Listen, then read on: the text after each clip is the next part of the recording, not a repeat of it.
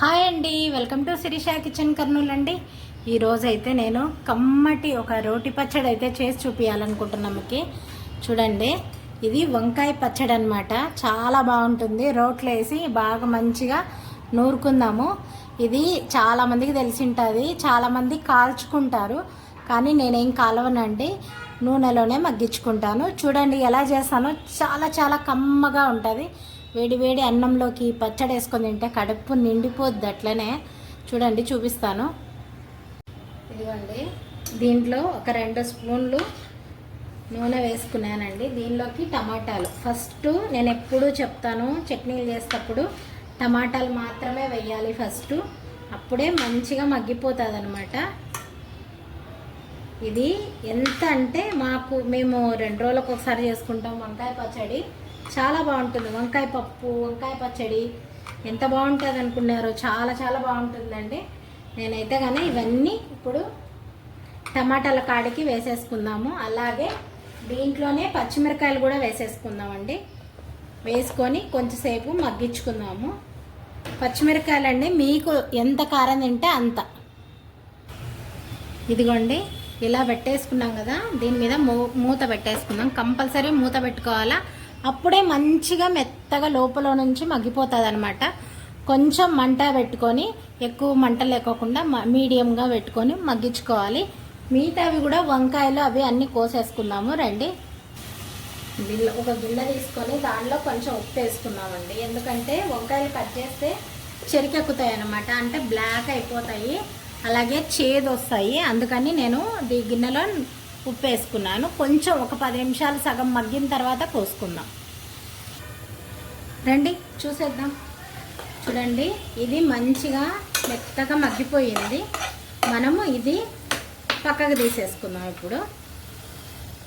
ఇప్పుడు మనము ఒక జాలిగంట తీసుకొని దీనిలో నూనె బయటికి రాకుండా ఇట్లా తీసేసుకొని పక్కకు పెట్టేసుకుందాం. ఎందుకంటే మళ్ళీ ఆయిల్ ఎక్కువ వేయలేము కదా. చట్నీలో కొంతమంది చాలా తక్కువ వేస్తారు, కొంతమంది ఏమో ఎక్కువ వేస్తారండి. నేనైతే మామూలుగా వేస్తా. చూడండి, ఇది ఒక ఉల్లిగడ్డ, 4 వంకాయలు ఇలా వేసేసుకున్నాం. నేను ఈ నూనె సరిపోతుంది దీనిలోకి వేసి, అలాగే ఒక్క చిటికెడు ఉప్పు వేసుకున్నాం.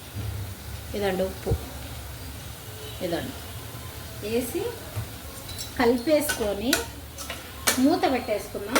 సన్న సెగ మీద మెత్తగా మగ్గిపోతుంది అనమాట. రండి, ఇది ఎలా మగ్గుతుందో చూద్దాము. చూడండి, కొంచెం మగ్గాల.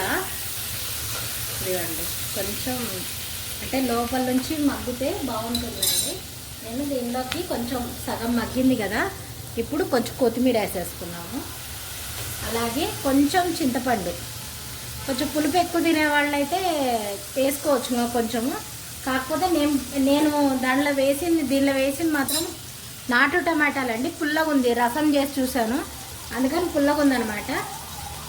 అందుకని నేను టమాటాలు కొంచెం చింతపండు కొంచెం వేసాను. ఇలాగా మూత పెట్టి సన్నగా మగ్గించుకుందాం. రండి, మగ్గిపోయి ఉంటుంది, చూసేద్దాం.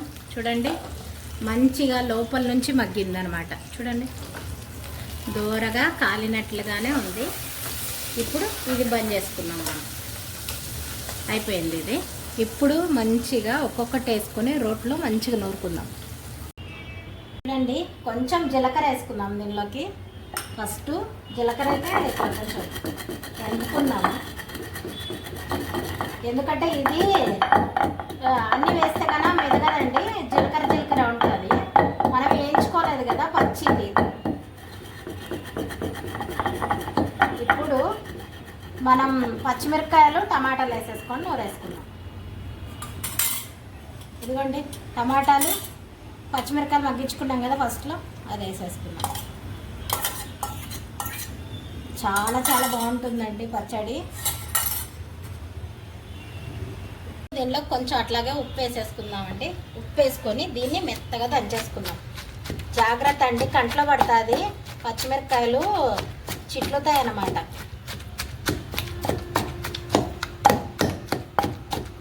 ఇట్లాగా బాగా మెత్తగా అదంతా దంచుకోవాలా. అసలు రోట్లో నూరుతుంటేనే నాకైతే కానండి నోరు ఊరిపోతుంది అట్లనే. అంత కమ్మగా ఉంటుందండి రోటి పచ్చడి, చాలా చాలా బాగుంటుంది. టమాటాలు, పచ్చిమిరపకాయలు, ఇంకా జీలకర్ర, కొత్తిమీర, అట్లాగే వంకాయ దబ్బలు, ఉల్లిగడ్డ దబ్బలు.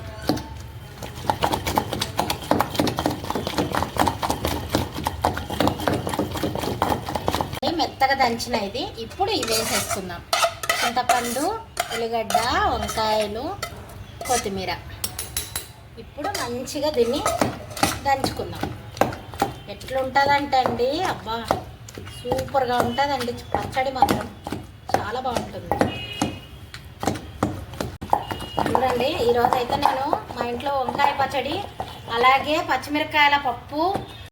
చూడండి వంకాయ పచ్చడి, అలాగే ఈరోజు పచ్చిమిరపకాయల పప్పు అండి. దానిలో కాంబినేషన్ ఇది అసలు ఎట్లా ఉంటుందంటే అట్లా ఉంటుంది.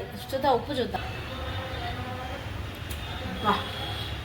సూపర్గా ఉందండి, చాలా నిజంగానే బాగుంది.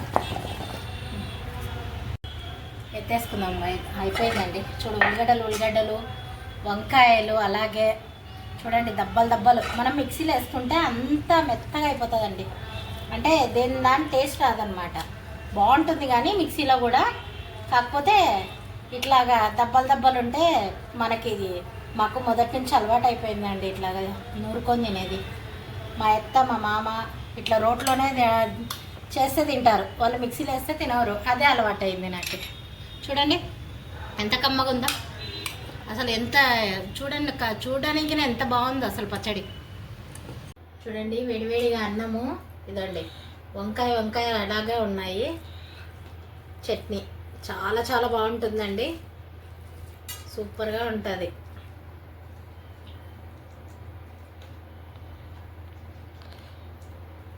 సూపర్ అండి, చాలా బాగుంది.